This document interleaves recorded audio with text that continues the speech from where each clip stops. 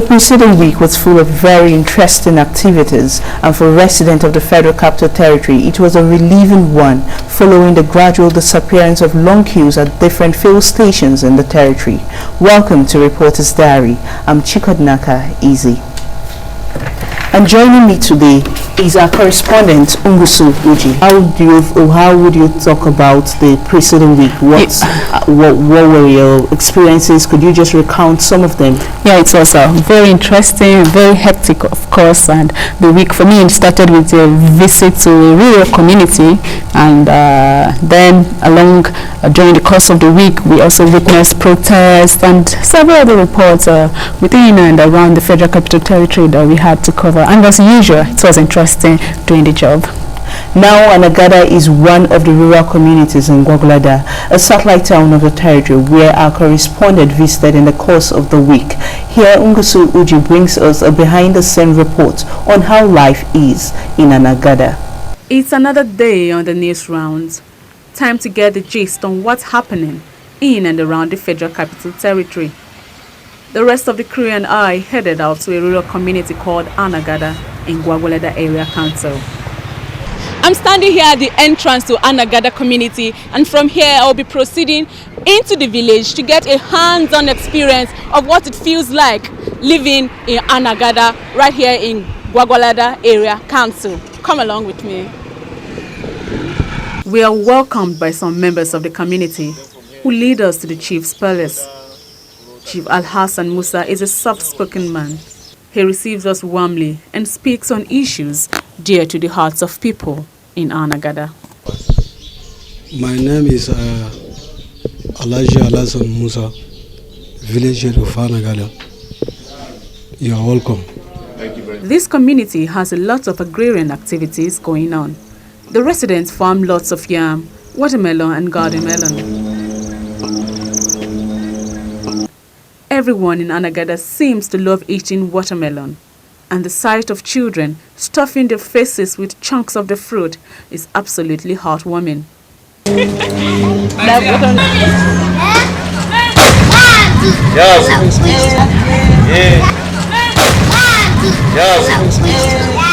At one compound, we meet a family that processes melon seeds for sale, and they take us through the procedure. Of course, we get to try our hands on the job. I'm standing here in the middle of Anagada community. We've seen the village chief, we've seen the children, we've seen the women, and it's generally a very interesting place to be. And the people here are warm, they are welcoming, the community received us with open arms, and they've been very, very willing to take us on a tour of their village. They're quite enterprising too. The women here are engaged in all kinds of small-scale businesses. The men are very hard-working farmers, and all they are asking for is that the government provide them with the basic necessities of life so that they'll be able to achieve their full potentials. The people here say they need better roads, more schools and improved water supply. All very busy communities. We're still going around the community when it starts raining. Right now, we have to take shelter here in the LEA primary school, and we'll stay here for a while till it stops raining and we can continue our journey or tour around Anagada. We managed to make a dash back to the car. You're on your own. Open the door by yourself. The downpour signals the end of our visit. Time to get back to the office. The reports from Anagada will be packaged with hopes that they will make an impact on the residents. For me, the memories from this rural community, now saved in my reporter's diary, continue to linger on. So what could you say about the traditional ways of the people living in Anagada community? Yeah, Anagada is a quite a rustic rural community, and mostly agrarian people, as you can see from the report. And the people still committed to traditions and ways of life and ways of doing business too that they've been doing for a long time. For instance, when we visited the chief of Anagada we all had to sit on the floor. The chief alone is permitted to sit on a chair, which is his throne, and every other person, the members of his cabinet, the other elders of the village, and his visitors have to sit on the rug on the floor, and that is how it is done in Anagada. And I guess in several other traditional places around FCT and around, I've noticed that visitors to a chief have to sit on the rug at his feet while he alone sits majestically on his throne. We also noticed in Anagada too that the people are very hard-working farmers. They farm all manner of crops, yams, maize, watermelon, lots and lots and lots of watermelon. In fact, so almost everybody in Anagada eating watermelon. And then for the melon that is used to prepare a goosey soup, these people are also very proficient in preparing and processing the melon seeds, and we were taken through the procedure involved in processing the melon before it's turned into a goosey soup. It was quite interesting being Yes, that makes it even less, more cheaper. Yes, it's very cheap. I guess. Yes, very cheap in that community. Perhaps I would like to visit this community and at least have a feel or a taste of how their goosey soup might look like. Yeah, it's quite interesting. So, most times when we visit these communities to do our rural reports and to get development issues in their areas, and we hope that you can impact the lives of these people and by your report. But sometimes you end up being impacted yourself. You learn so many things. You learn the benefits of working hard, the benefits of entrepreneurship. You learn the benefits of culture, of tradition, of even homeliness and neighborliness, and the spirit of the communal spirit that still exists in rural areas that is lacking in many of our urban areas. And that's one of the some of the very important things we learn when we go on some of these visits to communities in the FCT. I guess it's an interesting one. A visit to such community could be a lasting one in the memory of anybody. Definitely. It's somewhere any person would like to visit, even now or in future. We shall be taking more issues after this break. Stay with us. It's every weekday of news from the grassroots. Stories others ignore, yet stories that are important to you. Saratu here tells me it's going to be difficult, but she has to be hopeful. We engage those who administer the Federal Capital Territory and capture development issues right in the center of the capital city. This is a CCTV camera on the Wuse Mabuchi Road that is not connected to the source of power. We are on the streets of the nation's capital, where the news breaks and a lot goes on. Spending several hours in traffic gridlock in a journey ordinarily would have taken up to 20 minutes has not changed. We also report from neighboring communities, sharing boundaries with the Federal Capital Territory. Standing right inside Capital Market, situated in Maraba. It's Abuja Reports on AIT, 6:30 p.m. local time, with the lead stories trending on our Facebook page and Twitter handle. It's not very rare to find couples who, in a bid to survive and make ends meet, take up jobs in different locations. How they face the challenges that come with living apart remains a question that this report might find answers to. Take a listen. For several years, Anthony Okubo lived and worked in Anambra State, southeast Nigeria, while his wife worked in Abuja, the nation's capital. Anthony says taking the decision to stay apart was difficult, but an extra income was important. So it's becoming so hectic for me. There was nothing I could do, because if there's no job, one cannot keep a family. So I have to maintain my job and maintain my family as well. So it was one and nothing. Many Nigerians are, however, insistent that separation by work shouldn't be an option for couples. It is not advisable at all, because family is very, very important.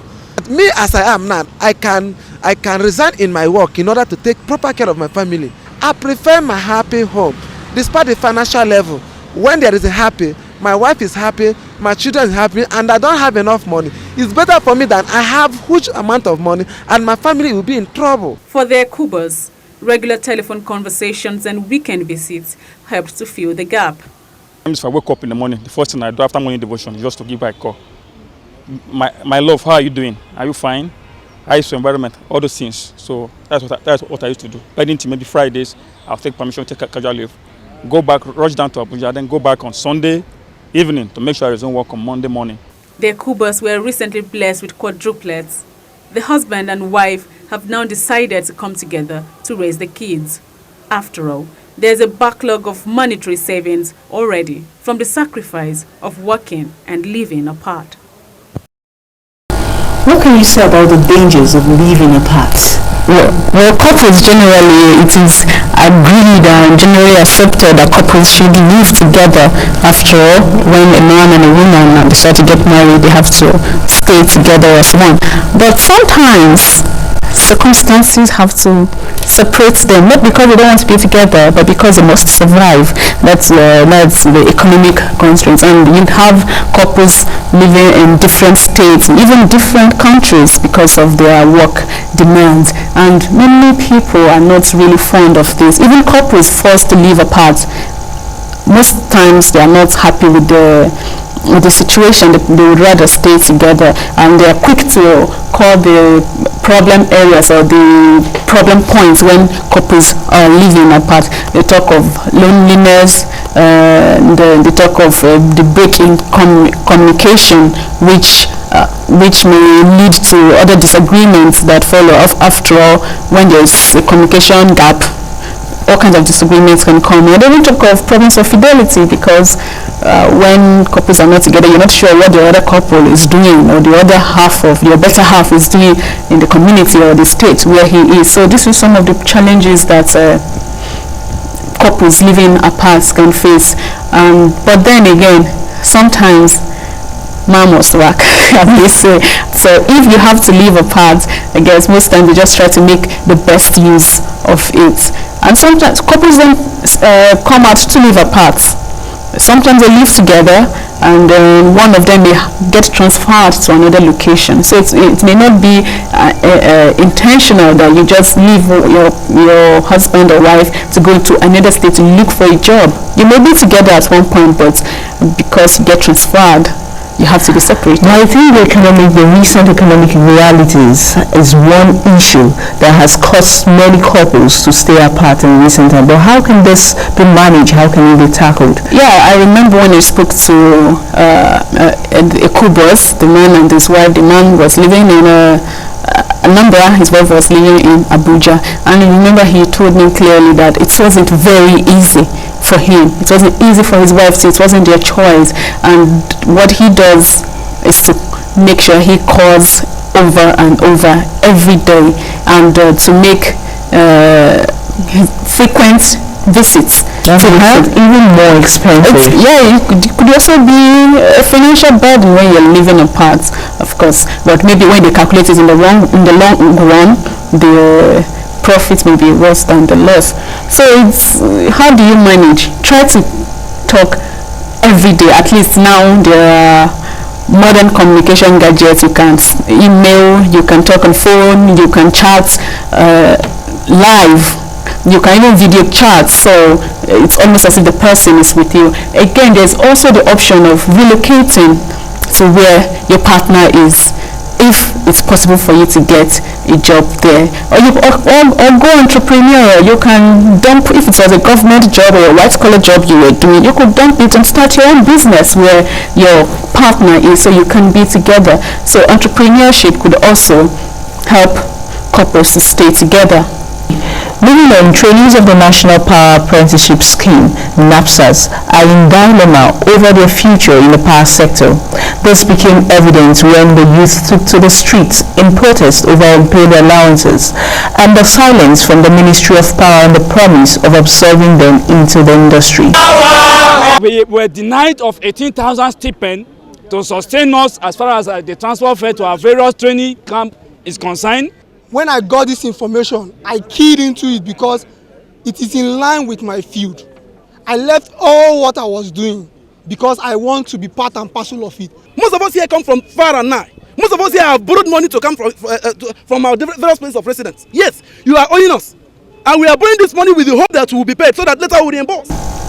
There has been this issue of failed promises over and over again. Apart from the power sector, we have also seen much more protests like that of the nurses and all of that. What really is the problem? Yes, you see, it's unfortunate that not everybody who makes a promise gets to keep the promise. So that's why you have this kind of protest. Before these youths, these young graduate engineers took up the apprenticeship scheme with NAPSAS. They were promised all manner of stuff. They signed documents, they dropped their account numbers, and they were made very confident in the power sector, in the Ministry of Power, that after their training they will be absorbed into the electricity industry in particular. Unfortunately, nothing is happening now, and the youths on that particular day, they kept telling me all manner of stories about some of them dropping the little job they had before because they believed that the federal government was making a very solid promise to engage them. That was why they dropped their jobs before and underwent the apprenticeship scheme. So would you say the authorities of the power sector actually played a fast one in this helpless youths? Maybe it's not a fast one. Maybe there's something they're not telling us, and that's why it's important to keep to be open to people when you have an agreement. Maybe there's a problem. Why don't they come out to explain the problem and make all the parties involved aware? Because the youth said that they promised over and over, and even 1 month, 2 months, 3 months they had not been paid. They discussed it with the coordinators of the program, and they were told emphatically that in 2 days' time they would get the payment. But 2 days passed, weeks passed, another month again, and still they had not gotten their stipend, which is in fact just 18,000 naira per month. So it's important that when promises are made, they should be kept. And if you cannot fulfill a promise, you are not forced to start a program, so that people don't begin to feel cheated, don't begin to lose their trust in government. And you know, this is public sector, and public sector is public trust. You have to maintain that trust. And then again, because they are youths, maybe I should even talk about why it's important that more youths get involved. Self-employment, entrepreneurship. It's because many people are unemployed and they keep waiting on government or public industries to absorb them. What if there are no jobs in the government? What if there are no jobs in all these sectors around? Can't you start something by yourself? Or could you emphatically tell us what the officials of the ministry said? Well, on that day, they said they were looking into the matter, and they were going to resolve it as soon as possible. Well, we do hope they look into this matter as quickly as possible, because it's a matter of urgency, going by the new things happening in the country and all of that. But we shall now go into the projections of this new week. Nigerians will be joining the rest of the world to commemorate World Day to combat desertification and drought on June 17, with focus on attainment of food security for all through sustainable food system. Also, Friday, June 20 will mark yet another World Refugee Day with theme "With Courage, Let Us All Combine." Nigeria is one example of some of these refugees we're talking about, because we have a lot of IDPs now, no thanks to the current insurgency in the northeast. Could you actually tell us what these IDPs will be seeing this new week? Well, it's the number of IDPs in Nigeria, and then Nigerian refugees in countries surrounding Nigeria, in Chad, in Cameroon. Some of them actually go across the border and they become refugees, and the ones that are displaced within the country remain IDPs here. There are so many now, and the situation sometimes seems to be getting better, and then it begins to get worse. And even the emergency management agencies have a lot of job on their hands. So far, it's difficult to say whether it's the emergency agencies have managed IDPs in Nigeria properly, because we visit some of the IDP camps here in Abuja at least, and we see the condition that IDPs live through. They are below minimal standards of taking care of people who need assistance. They are below minimal standards of helping refugees and IDPs. So it's difficult to say if their fates will get better this week, but we keep having hope in the public sector, in our public agencies, and then in private agencies too. Most of the times when you see people donate materials to IDPs, they are not public agencies, they are individuals, schools, organizations, good-hearted Nigerians who feel, oh, I have a little extra, let me take it to somebody who doesn't have so much. So, and I think as the theme is with courage, let us combine. We can combine our efforts to make sure that those who are passing through so much pain and who are dislocated from their communities, who have lost their homes, can find a home somewhere else. And not just finding a home, it's important that we also make all efforts to return them back to where they're coming from, because most of these people, when you speak to them in those Kuchingori, they tell you that they really want to go back home to where they come from, but they are afraid because they are not sure of the security situation in their home states. They are not sure, they don't want to go back and then be on the run again. So they are looking for somewhere safe. And if we can join hands together, if the government can expedite action in restoring peace in the Northeast, these IDPs would be very grateful, and the Nigerian refugees in other countries would also be very grateful and will be ready to go back to where they come from at AIT. Stay tuned to AIT for these stories and more. We urge you to follow us on our Facebook page and Twitter handle on www.facebook.com/AIT Abuja and at AIT Abuja on Twitter. That's a reporter's diary on AIT. For my colleague and I, thanks for staying with us.